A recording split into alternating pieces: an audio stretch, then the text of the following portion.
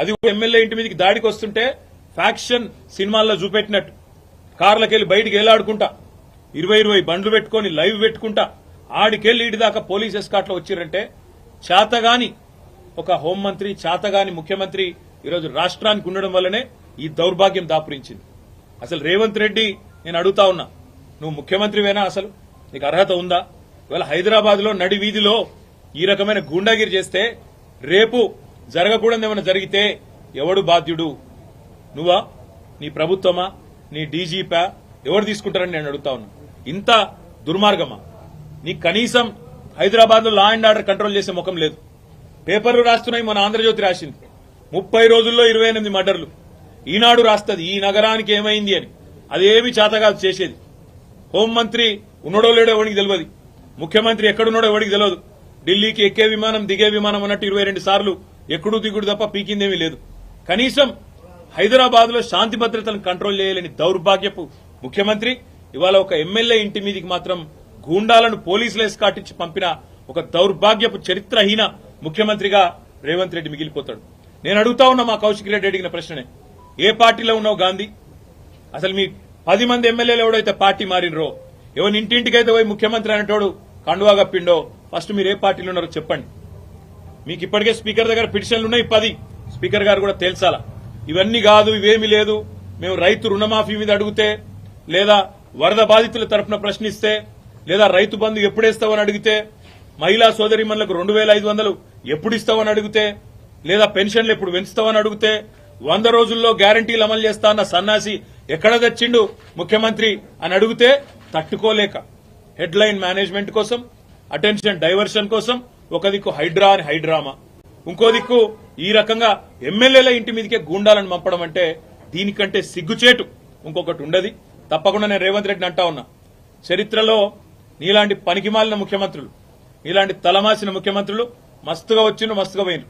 పెద్ద పెద్దోళ్లతోనూ కొట్లాడినాం, చంద్రబాబుతో కొట్లాడినాం, రాజశేఖర రెడ్డితో కొట్లాడినాం, కిరణ్ కుమార్ రెడ్డితోని, రోషయ్య గారితో ఎంతో మందితో తలపడ్డాం. నువ్వు వాళ్ళందరికంటే కూడా చాలా చిన్నోడు, ఈ చిట్టినాయుడు, నువ్వు చాలా చిన్నోడవు. నేను మా దగ్గర మా భాషలో చెప్పాలంటే హైదరాబాద్ లో బుల్లబ్బాయి అంటారు నీలాంటి వాళ్ళు. ఇలాంటి బుల్లబ్బాయిలు చిట్టినాయుడులో చాలా మందిని చూసినాం. ఏం ఫరక్ పడేది కూడా ఏం లేదు, ఏం ఇంటికి కూడా వీకలేవు. కానీ ఏదో పైశాచిక ఆనందం, 4 రోజులు ముఖ్యమంత్రి పదవిలో కూర్చున్నా, నేనేందో పెద్దోడిని అయిపోయినా అనేదో ఎగిరిగిరి పడతా ఉన్నావు. రేవంత్ రెడ్డి గారు అధికారం ఎవరికి శాశ్వతం కాదు. నువ్వు ఒక దుష్ట సాంప్రదాయానికి తెరలేపుతా ఉన్నావు. ఇది తప్పకుండా నిన్ను దహిస్తుంది, నిన్ను వెంటాడుతుంది. రేపు నువ్వు పదవిలోకి దిగిపోయినాక తప్పకుండా నువ్వు ఈరోజు ఏదైతే దుష్ట సాంప్రదాయాలు నెలకొల్పుతున్నావో ఇవన్నీ నీకే చుట్టుకుంటాయనే మాట కూడా నేను వారిని హెచ్చరిస్తా ఉన్నా. తప్పకుండా ఈ 10 మంది మీద వేటు వేయాల్సిందే. అదేవిధంగా కౌశిక్ రెడ్డి గారి ఇంటి దాకా గూండాలను తీసుకొచ్చిన పోలీసులు ఎవరైతున్నారో వాళ్ళని కూడా వదిలిపెట్టాం. తప్పకుండా అవసరమైతే కోర్టు ద్వారా పోరాడతాం, అవసరమైతే న్యాయపరమైన ప్రయత్నము చేస్తాం.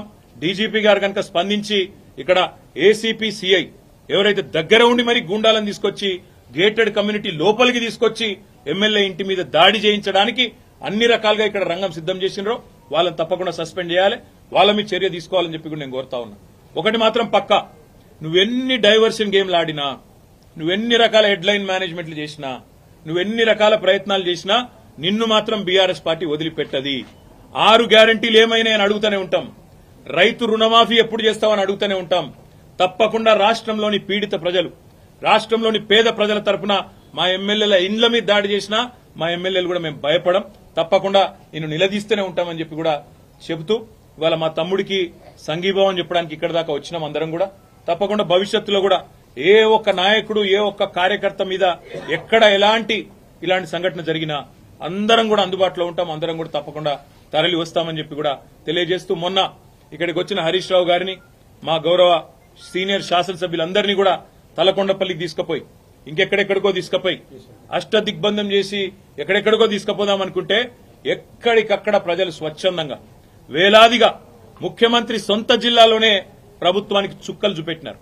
వేల మంది రోడ్ల మీదకి వచ్చినారు. అర్ధరాత్రి కూడా 10:30, 11 దాకా వేలాది మంది రోడ్ల మీదకి వచ్చి ఆ రోజు తలకొండపల్లి పోలీస్ స్టేషన్ కావచ్చు, లేదా కేశంపేట పోలీస్ స్టేషన్ కావచ్చు, ఎక్కడికక్కడ ఎదురు తిరిగి ఈ ప్రభుత్వానికి పాలమూరు పౌరుషం చూపెట్టినందుకు వారికి, అదేవిధంగా నిన్న ఒక్క అరికపూడి గాంధీని హౌస్ అరెస్ట్ చేస్తే పోతుండే కదా, దానికోసం నిన్న మొత్తం రాష్ట్రంలో వేలాది మంది బీఆర్ఎస్ కార్యకర్తలను హౌస్ అరెస్ట్ చేసిండ్రు.